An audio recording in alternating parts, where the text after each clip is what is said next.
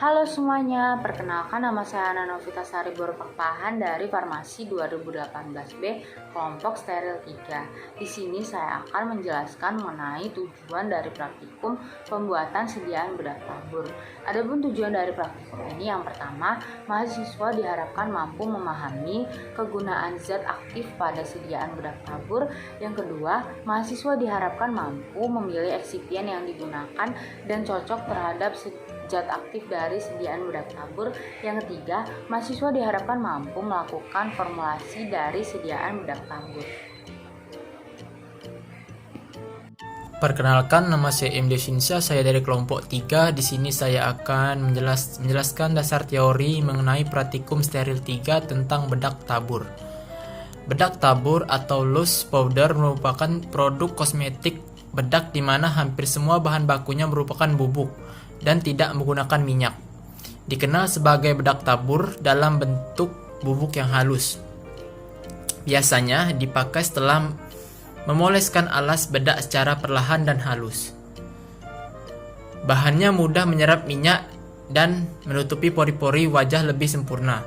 Tapi untuk penggunaannya agak kurang praktis karena serbuknya seringkali berjatuhan dan mengotori baju. Voigt 1995. Aturan pembuatan serbuk tabur yaitu serbuk tabur yang mengandung lemak diayak dengan ayakan nomor 44, serbuk tabur yang tidak mengandung lemak diayak dengan nomor 100, dan seluruh serbuk harus terayak semuanya. Serbuk tabur harus bebas dari butiran kasar yang dimaksudkan untuk obat luar. Serbuk tabur tidak boleh digunakan untuk luka terbuka.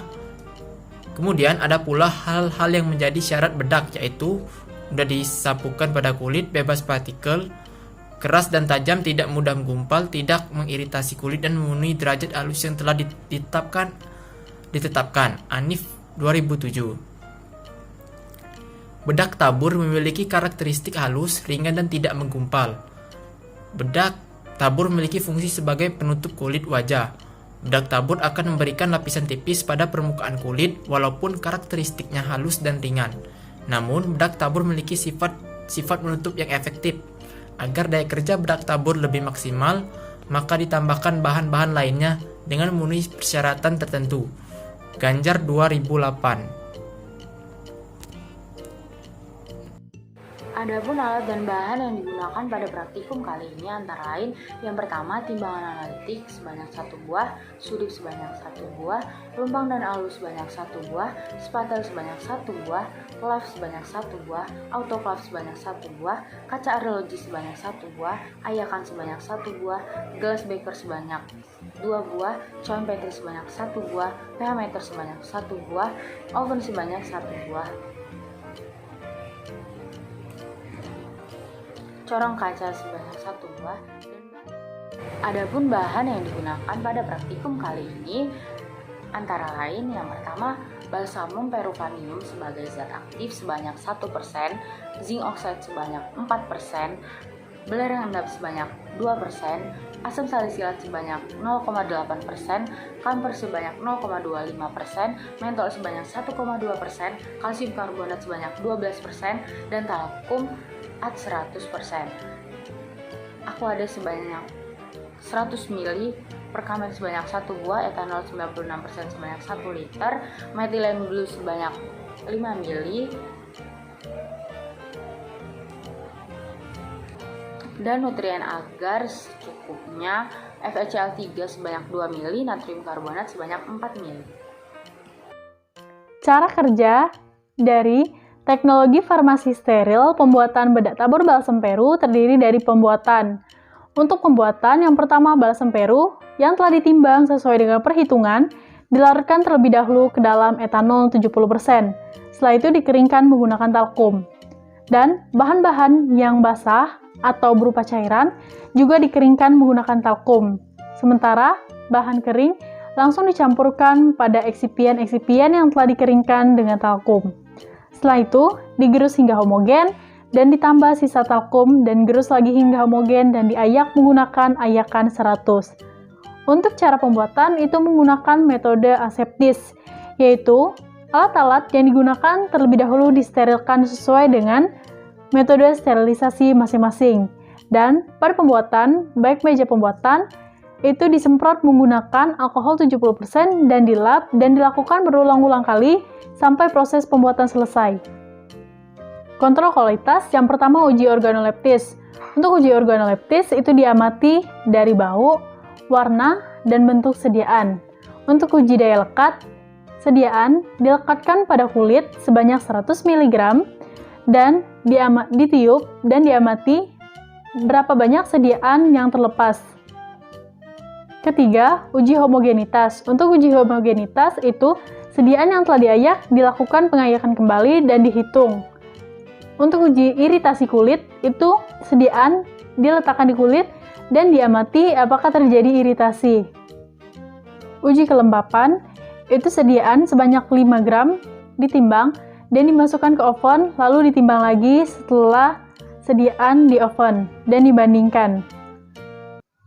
Uji sifat alir, sebanyak 10 gram sediaan itu dimasukkan ke dalam corong kaca dan diamati lamanya waktu sediaan untuk jatuh seluruhnya.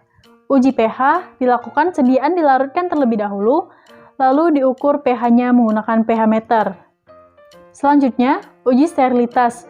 Untuk uji sterilitas dilakukan dengan cara menginokulasikan sediaan pada media yang sesuai. Setelah itu, uji kebocoran dengan wadah yang telah diletakkan air dan methylene blue itu dimasukkan pengemas sediaan dan diamati apakah adanya kebocoran. Uji luas permukaan spesifik itu dilakukan dan penimbangan zat dan dipindahkan terhadap alat tabung dan diukur menggunakan alat manometer tekanannya. Untuk uji kualitatif itu menggunakan reaksi FeCl3, sementara untuk uji kuantitatif menggunakan spektrofotometer UV-Vis. Praktikum Teknologi Farmasi Steril kali ini membahas mengenai pembuatan bedak tabur steril. Bedak tabur itu sendiri yakni adalah serbuk ringan yang bebas dari butiran-butiran kasar dan dimaksudkan untuk penggunaan topikal. Pada umumnya dikemas pada wadah yang bagian atasnya berlubang untuk mempermudah pemakaian. Nah, sediaan bedak tabur itu juga disebut juga sebagai pulvis adversorius. Nah, pada praktikum ini, bedak tabur yang dibuat memiliki kandungan zat aktif balsam peru yang tujuan dari atau indikasi dari bedak tabur yang dibuat ini adalah untuk mengobati gatal-gatal dan biang keringat. Nah, tahapan pertama yang dilakukan adalah proses sterilisasi seluruh peralatan dan bahan yang akan digunakan dalam proses pembuatan. Kemudian selanjutnya adalah tahap pembuatan. Nah, setelah dilakukan proses pembuatan, yakni adalah proses sterilisasi. Nah, balsam peru itu kurang stabil terhadap suhu yang tinggi. Oleh sebab itu, untuk sediaan bedak tabur ini tidak dilakukan sterilisasi akhir, melainkan dilakukan sterilisasi secara aseptis.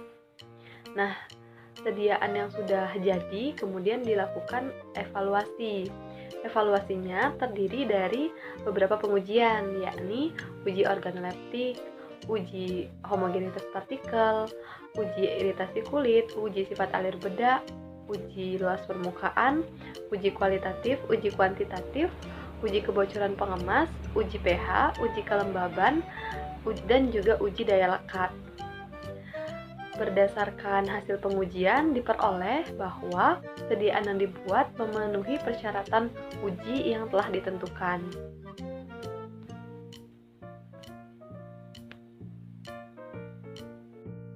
Baiklah, kesimpulan dari praktikum kali ini dapat disimpulkan bahwa formulasi dari bedak tabur terdiri dari balsam peru sebagai zat aktif dan eksipien berupa campora, talkum, asam salisilat, kalsium karbonat, dan zinc oksida, di mana cara pembuatannya dibedakan antara yang berbentuk cairan eksipien dan eksipien yang berbentuk padatan atau kering.